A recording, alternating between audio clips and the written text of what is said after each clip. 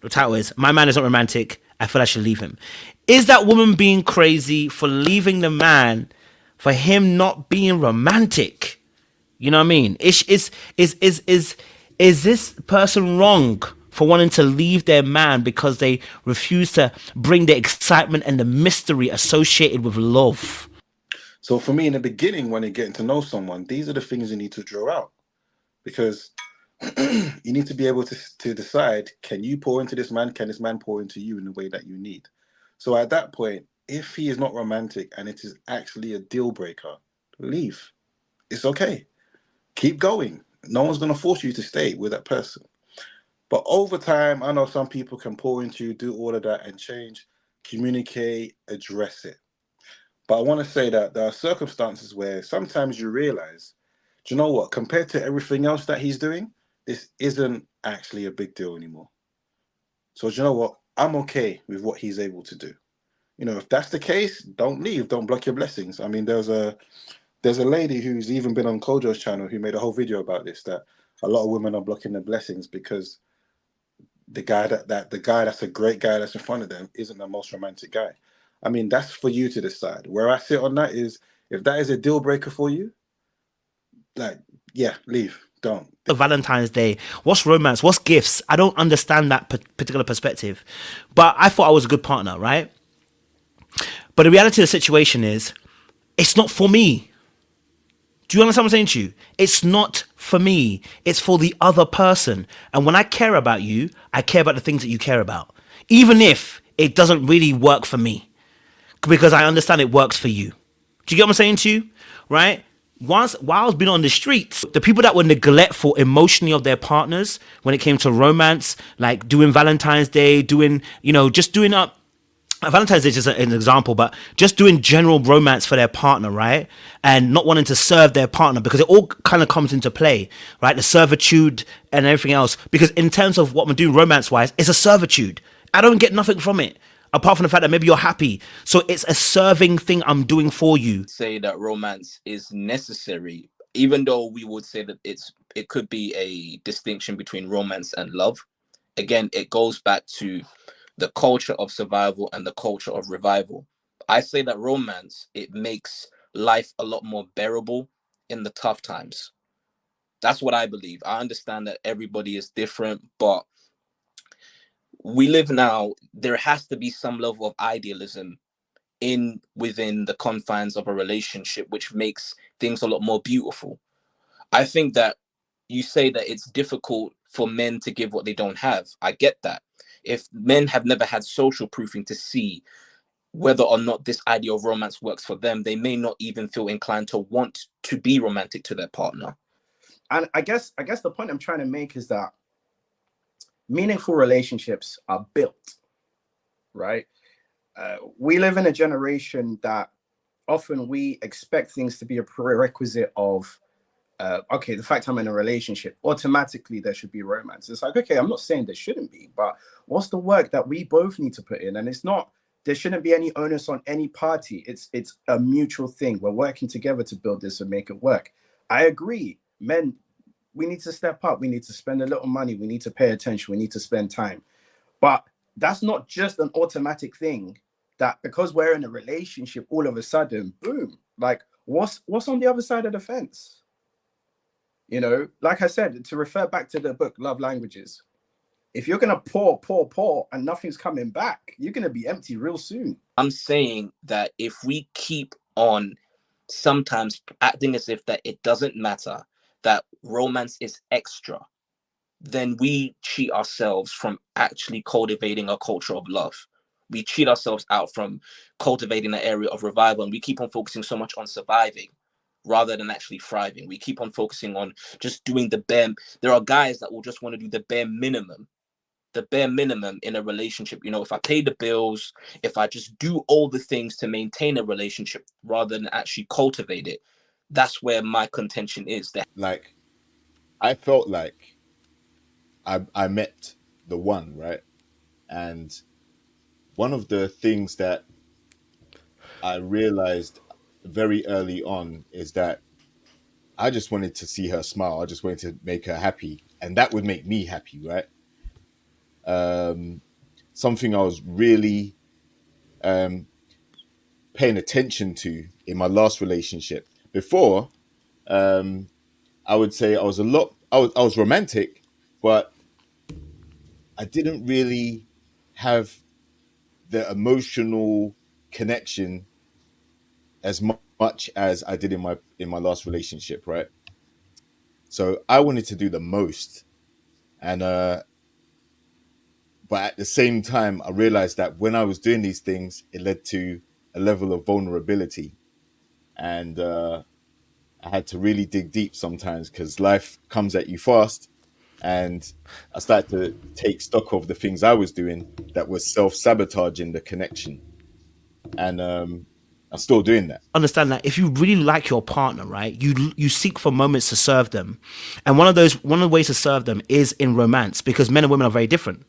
Like if we take this to the Bible aspect, right, are you looking for respect from God, or are you looking for love? Because let's be honest, you're not looking for respect from God. You understand what I'm saying to you? You're looking for God to do some things. I didn't like that doing the romance things, because it, like JR said, it required vulnerability, but it also required something that was pulling from me. It required exposure. You know what I mean? And I felt, not only did I feel vulnerable, I felt weak. Like if I'm doing this, you can do anything to me. You know what I'm saying to you? Like, I'm now exposed, right? But it's because at the same time, I never had that kind of love from a child myself. So yeah, how am I going to pour that into a woman? Do you know what I'm saying to you? So you're now asking me to do romance or spontaneity or go on dates and and plan this and plan that. What for? I treat you good? Huh? Did I not pay no bills? Is that not enough? You know what I mean? And very soon you become your father and your mother who tell you, did I not put clothes on your back? Did I not put food on your table? Did I not put a roof over your head? You're soon quoting what your parents have said to you in a different format. No.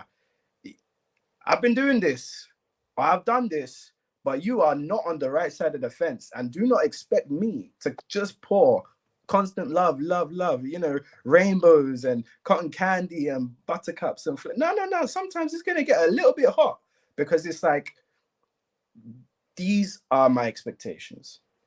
And this is my point. It comes down to expectation. I mean, first of all, yeah, you need to leave because you had no business with that guy in the first place, and you know it.